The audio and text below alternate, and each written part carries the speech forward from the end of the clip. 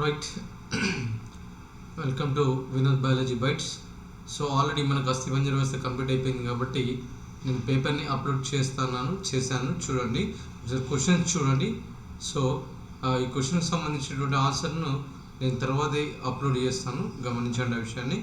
ఈ క్రింది వాటిని జతపరచము అని చెప్పేస్తున్నాడు. సో ఎవరికైనా యూజ్ అవుతుంటే జాబితా 1 ఇచ్చాడు, జాబితా 2 ఇచ్చాడు. సో భుజబుట్ట ఎముక దీంతో జత కూడడం జరుగుతుంది.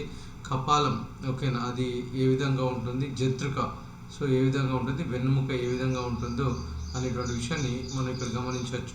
రైట్. నెక్స్ట్ అదేవిధంగా తీసుకున్నట్టయితే ఈ క్రింది వాటిలో తప్పుగా జతపరిచినది ఏది అంటున్నాడు. తప్పుగా జతపరిచింది ఏంటి అని కూడా అడుగుతున్నాడు. సో ఇక్కడ మనము ఆన్సర్లను తెలుసుకొని ముంగటికి వెళ్దాం. ఫస్ట్ వన్ ఏంటి అని అంటే ఈ క్రింది వాటిని జతపరచండి అని అంటున్నాడు. సో ఫస్ట్ వన్ ఏమిచ్చాడు జాబితా 1లో భుజపుట్ట ఎముక అన్నాడు.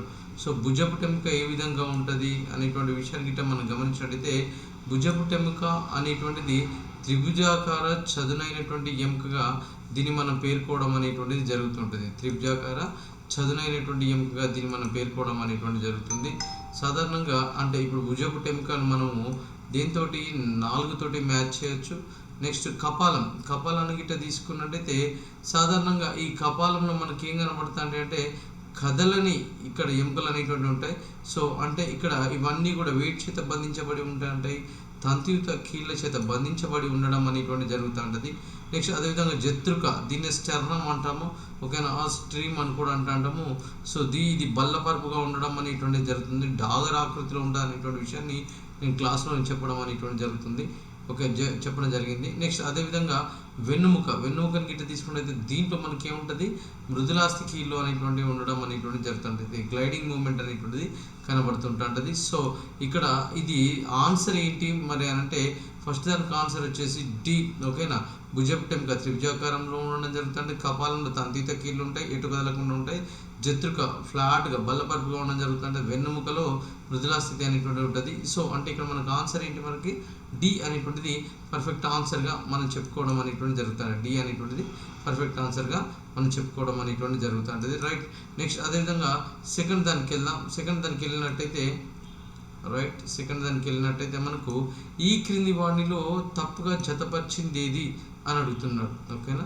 సో ఇక్కడ మనం చెప్పేసుకున్నట్టయితే ఈ క్రింది వాటిలో తప్పుగా జతపరిచింది ఏది అని అడుగుతున్నాడు.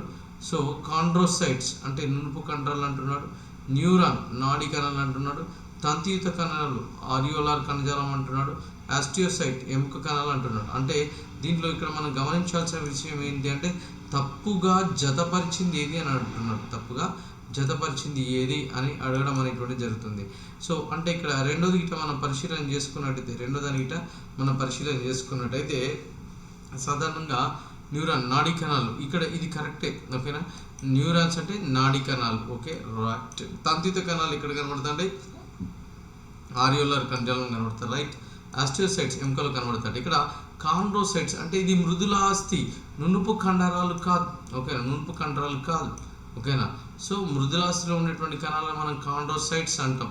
నునుపు కండరాల్లో ఇక్కడ మృదులాస్థులు మనకు కనబడవు, నునుపు కండరాలు వేరు, కాండ్రోసైట్స్ వేరు, కణాలు ఇవి కండరాలుగా మనం చెప్పుకోవడం అనేటువంటి జరుగుతుంది. అంటే తప్పుగా జతపరిచింది ఏంటి అని అంటే ఇక్కడ మనం చెప్పేసుకోవచ్చు, తప్పుగా జతపరిచింది ఏంటి మనకు అని అంటే ఇక్కడ మనకి ఏముందండి, ఇక్కడ కాండ్రోసైట్స్ అనేటువంటిది తప్పుగా జతపరచడం అనేటువంటిది జరిగింది. అంటే ఇక్కడ మనకు ఆన్సర్ ఏంటి అని అంటే రెండవది, రెండో దానికి ఆన్సర్ ఏంటి మరి మనకు అనేటువంటి విషయాన్ని ఇట్లా పరిశీలన చేసుకున్నట్లయితే ఇక్కడ మనం చెప్పేసుకోవచ్చు ఆన్సర్ అనేటువంటిది ఏగా మనం పేర్కోవడం జరుగుతుంది. తప్పుగా జతపరిచింది ఏంటిది, కాండ్రోసైట్స్ నునుపు కండరాలు కాదు, ఓకేనా.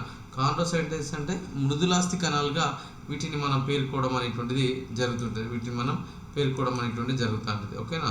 ఏ అనేటువంటిది తప్పుగా జతపరిచిందిగా మనం పేర్కోవడం జరుగుతుంటుంది. నునుపు కండరాలు మన కాండ్రోసైట్స్ అనేటువంటి కనబడవు. నెక్స్ట్ సంధి బంధనం, ఓకేనా.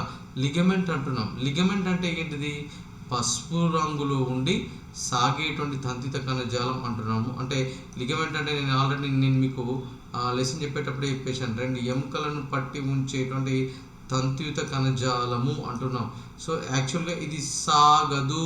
ఓకేనా, సాగదు అంటే స్థితిస్థాపకత అనేటువంటిది ఉండదు. అంటే ఇక్కడ మనం సింపుల్గా చెప్పేసుకోవచ్చు ఏమని అంటే స్థితిస్థాపకత లేనటువంటి తెల్లటి పీచు కణజాలమే మనకేంటిది సంధి బంధనం. ఈ రెండింటిని బంధించేటువంటి పట్టీ లాంటి పొర. ఓకేనా, దీన్ని సంధి బంధనంగా పేర్కోవడం అనేటువంటి జరుగుతుంది. అంటే ఆన్సర్ బిగా మనం చెప్పేసుకోవచ్చు. ఏ అనేటువంటిది కాదు, పసుపు రంగులో ఉండే సాగేది కాదు. ఓకేనా, సాగేది కాదు, మార్పు చెందినటువంటి తెల్లటి తంతుయుత కణజాలం కాదు. సో పైవేవి కూడా కాదు. సో అంటే ఇక్కడ మనకు ఆన్సర్ ఏంటిది బిగా మనకు అక్కడ చెప్పడం అనేటువంటి జరుగుతుంది. బిగా మనకు ఆన్సర్ చెప్పడం అనేటువంటిది జరుగుతుంటుంది. ఓకేనా, నెక్స్ట్ అదేవిధంగా తీసుకున్నట్టయితే ఇంకోటి ఏంటది అంటే టెండాన్. టెండాన్ అంటే ఏంటిది అంటే ఇక్కడ ఒక ఎముక అనేటువంటిది దీంతో కలిసి ఉంటుంది, కండరంతో. ఇది కండరం అయితే ఇది కే. ఓకేనా, ఇది ఎముక. ఓకేనా, ఇది ఎముక. సో ఈ రెండింటిని కలిపి ఉంచేటువంటి పట్టీ లాంటి నిర్మాణాన్ని మనం ఏమంటున్నాం అంటే టెండాన్ అంటాం. సో ఇది ఎముక కదలికకు సహాయపడడం అనేటువంటి జరుగుతుంటుంది. అయితే ఇది ఏంటిది అంటే ఈ టెండాన్ అనేటువంటి దేంతో తయారవుతాను అంటున్నాడు.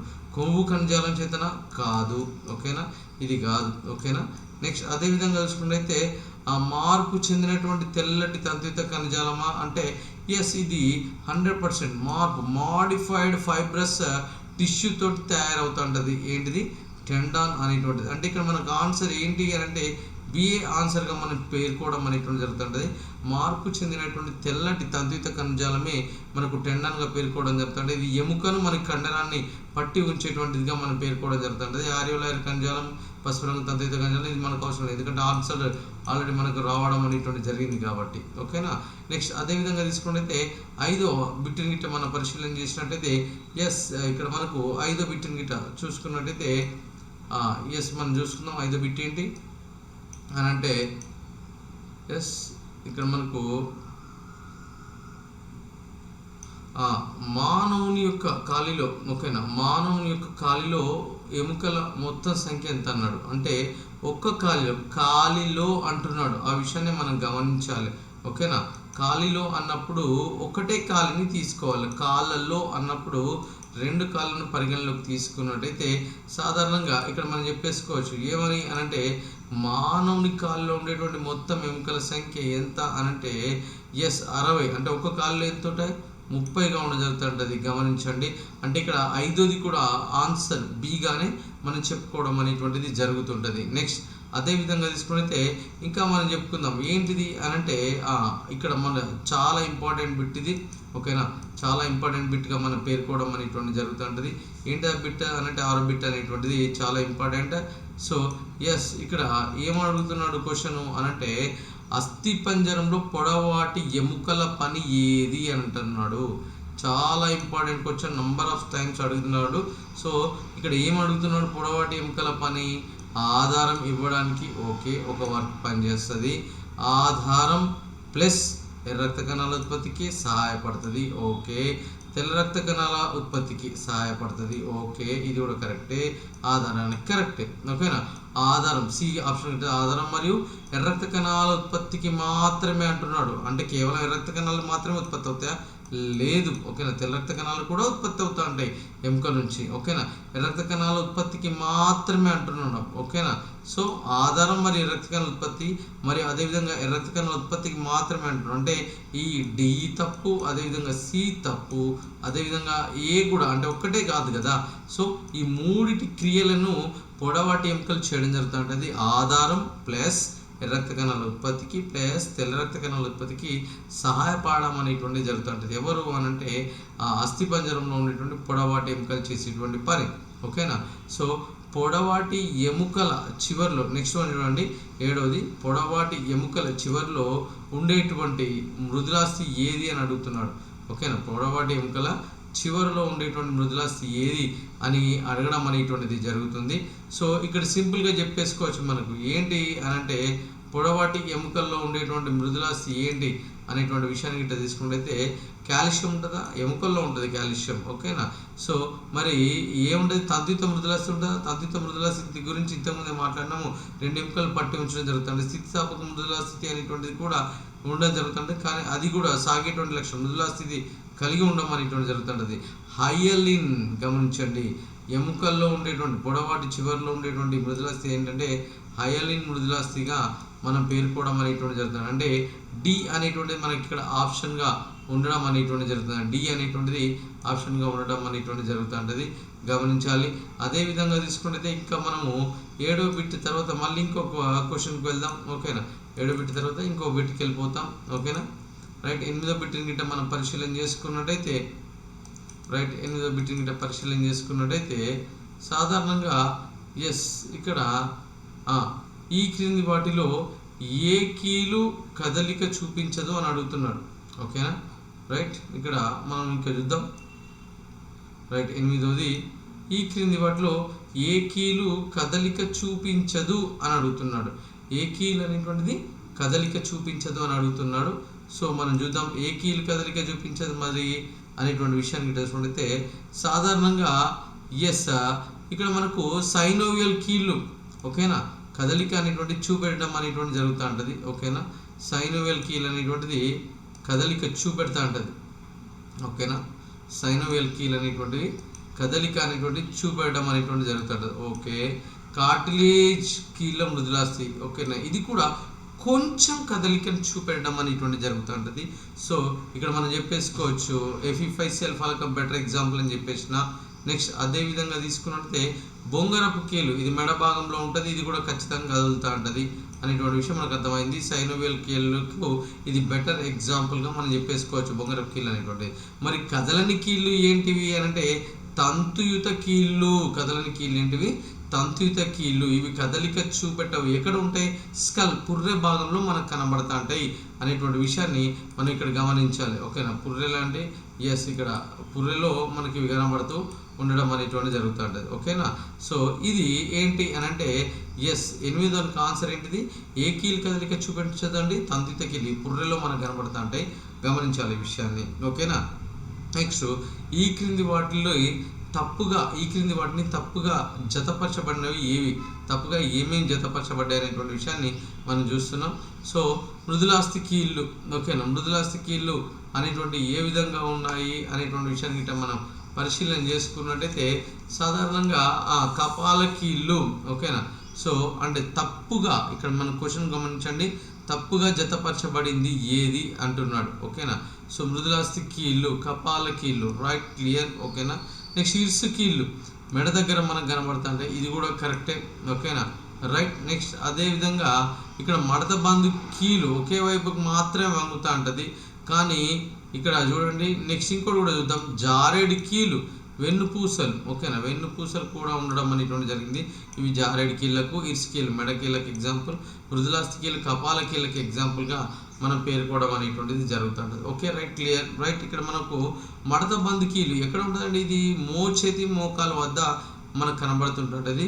సో కానీ ఇక్కడ ఎగ్జాంపుల్ ఏమి ఇచ్చినాడు అనంటే తుంటి కీళ్ళు ఇచ్చినాడు. తుంటి కీళ్ళు అనేటువంటి బొంగరపు కీలుకు మంచి ఎగ్జాంపుల్, ఇరుసు కీళ్ళకి ఎగ్జాంపుల్గా మనం పేర్కోవడం అనేటువంటిది జరుగుతూ ఉంటుంది. కానీ ఇక్కడ మడత బంధు కీళ్ళు అంటే ఏంటిది?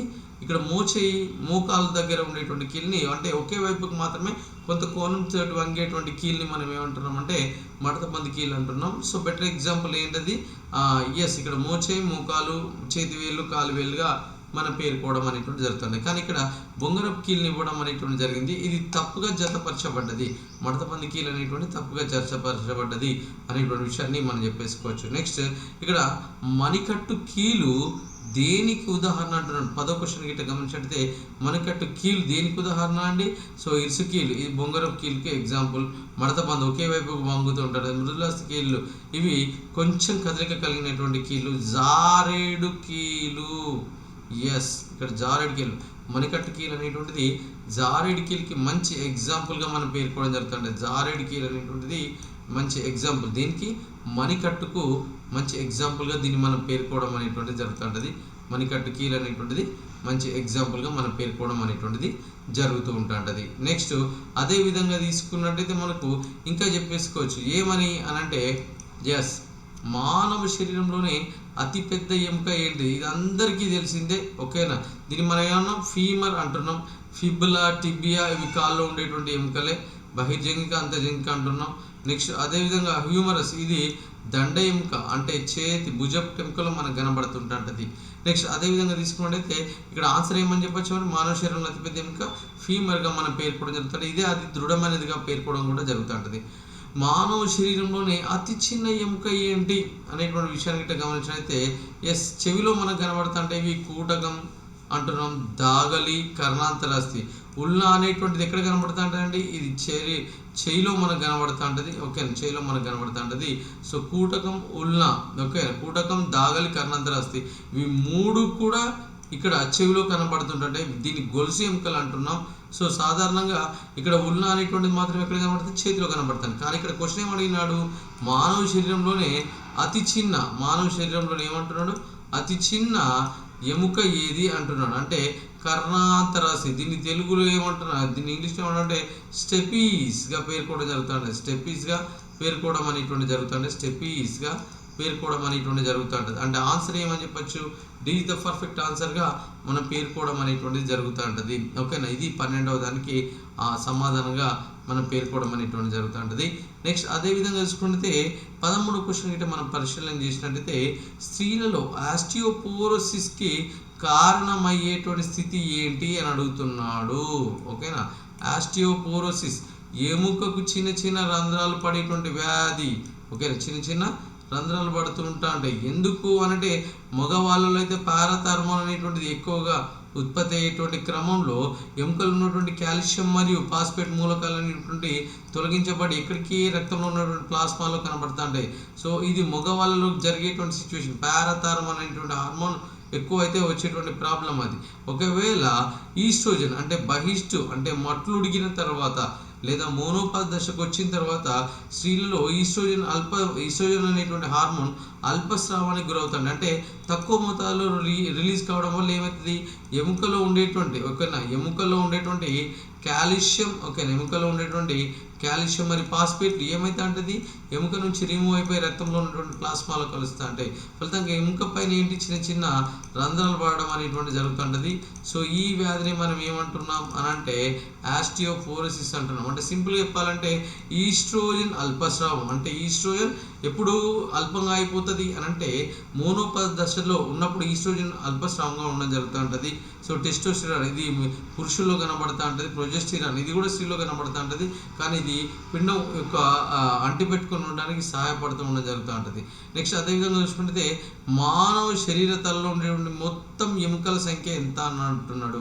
సో మానవ శరీర తలలో ఉండేటువంటి మొత్తం ఎముకల సంఖ్య 29గా మనం పేర్కోవడం అనేటువంటిది జరుగుతుంటుంది. ఓకేనా, ముఖ భాగంలో 14, ఓకేనా, కపాల భాగంలో 8, ఎంత మొత్తం 22, రెండు చెవుల్లో కలిపి 6. ఓకేనా, ఎంత అయిందండి కంప్లీట్గా 28 అయిపోయింది. 28 అయిపోయింది. సో ఒకటి నాలుక కింద ఉంటుంది, మొత్తం 29. సో తలలో అన్న కపాలంలో అనలే. ఓకేనా, కపాలం అంటే ఎస్ క్రేనియ భాగం కాలం భాగం కలిపి 22 మాత్రమే ఉండడం అనేటువంటిది జరుగుతూ ఉంటుంది. ఓకేనా, అంటే ఇక్కడ 14వ ఆన్సర్ ఏంటిది 29గా మనం పేర్కోవడం అనేటువంటి జరుగుతూ ఉంటుంది. నెక్స్ట్ వర్తులాకారంగా తిరిగేటువంటి కీలు ఏది అంటున్నాడు. సో వర్తులాకారంగా అంటే ఏంటిది, ఇక్కడ గుండ్రంగా తిరిగేటువంటి కీలు ఏది అని పేర్కోవడం జరుగుతూ ఉంటుంది. సాధారణంగా గుండ్రంగా తిరిగేటువంటి కీలు జారేడు కీళ్ళు, అంటే ఒకదానిపైన ఒకటి ఉండి జారుతుంటారు, గ్లైడింగ్ మూమెంట్. మృదులాస్థి కీళ్ళు ఇవి తక్కువ మొత్తంలో కదలికను చూపెడతా అంటే మడత బంద్ కీలు ఒకే వైపుకు వంగడం జరుగుతూ ఉంటుంది. జారేడు కీలు అంటే ఒకదానిపైన ఒకటి ఉంటూ జారుతూ ఉంటుంది. సో లాస్ట్కు వర్తులాకారంగా తిరిగేటువంటిది ఏంటిది బంతి గిన్నె కీలు. ఒక బౌలింగ్ వేసేటప్పుడు చేయిని అటు ఇటు అంటే ఇక్కడ బంతి గిన్నె కీలుని ఎక్కువగా ఉపయోగించడం అనేటువంటిది జరుగుతూ ఉంటుంది.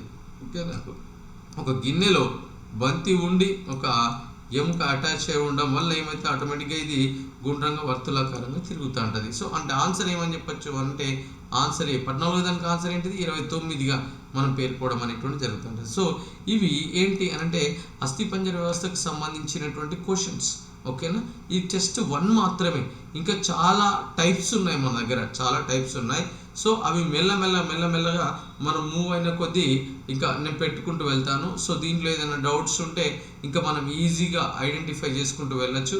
ఏమైనా డౌట్స్ ఉంటే నన్ను అడగండి, నో ప్రాబ్లం, కామెంట్ చేయండి. సబ్స్క్రైబ్ కూడా చేసుకోండి. ఓకేనా? ఇది ఏంటి మీ ఛానల్, ఫ్రీగా వచ్చేటువంటి ఛానలే. ఓకే, ఇంకో విషయం ఏంటంటే ప్రతి ఒక్కరు సబ్స్క్రైబ్ చేసుకోవడం మర్చిపోవద్దు. ఓకేనా? సో ఏమైనా డౌట్లు ఉంటే అడగండి. ఓకేనా? ఏమైనా డౌట్లు ఉంటే అడగండి, నో ప్రాబ్లం. సో ఈజీగా నేను ఎక్స్ప్లెయిన్ చేస్తాను.